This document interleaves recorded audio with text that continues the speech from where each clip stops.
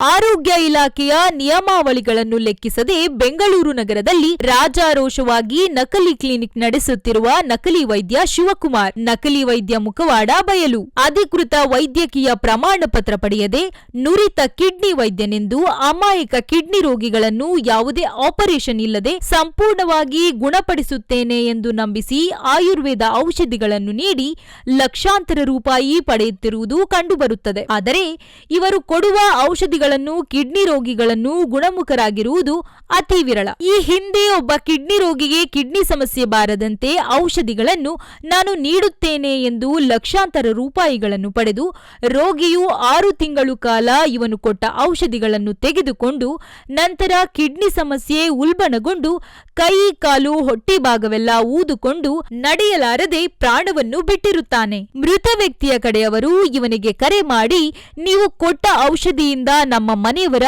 ಪ್ರಾಣ ಹೋಗಿದೆ ಎಂದು ಹೇಳಿ ನಾವು ಹತ್ತಿರದ ಪೊಲೀಸ್ ಠಾಣೆಗೆ ನಿಮ್ಮ ವಿರುದ್ಧ ಕೊಲೆ ಪ್ರಕರಣದ ದೂರು ದಾಖಲಿಸುತ್ತೇವೆ ಎಂದು ಕರೆ ಮಾಡಿದಾಗ ಅವರ ಕಡೆಯವರನ್ನು ಕರೆದು ಕೆಆರ್ ಪುರಂನ ಖಾಸಗಿ ಹೋಟೆಲ್ನಲ್ಲಿ ತನ್ನ ಕಡೆಯವರನ್ನು ಬಿಟ್ಟು ಸೆಟಲ್ಮೆಂಟ್ ಮಾಡಿರುತ್ತಾನೆ. ಇಂತಹ ಪ್ರಕರಣವನ್ನು ಮರುಕಳಿಸದಂತೆ ಆರೋಗ್ಯ ಇಲಾಖೆಯ ಅಧಿಕಾರಿಗಳು ಕಂಡರೂ ಕಾಣದಂತೆ ಇರುವುದು ನಿಜಕ್ಕೂ ಸಾರ್ವಜನಿಕರಲ್ಲಿ ಅನುಮಾನ ಮೂಡದಿರದು. ಈ ಸುದ್ದಿ ಪ್ರಕಟವಾದ ನಂತರವಾದರೂ ಅಧಿಕಾರಿಗಳು ಎಚ್ಚೆತ್ತುಕೊಂಡು ಇಂತಹ ನಕಲಿ ವೈದ್ಯರಿಗೆ ಬಿಸಿ ಮುಟ್ಟಿಸುತ್ತಾರೆಯೋ ಕಾದು ನೋಡೋಣವೇ. ಮೊದಲು ಇದ್ದಂತಹ ಕ್ಲಿನಿಕ್ನ ಜಾಗ ಕೃಷ್ಣರಾಜಪುರ ವೆಂಕಟೇಶ್ವರ ಸಿನಿಮಾ ಮಂದಿರ, ದೇವಸಂದ್ರ ರಸ್ತೆ. ಈಗಿನ ಪ್ರಸ್ತುತ ಕ್ಲಿನಿಕ್ನ ಜಾಗ ಕೆಆರ್ ಪುರಂ, ಅಯ್ಯಪ್ಪನಗರ.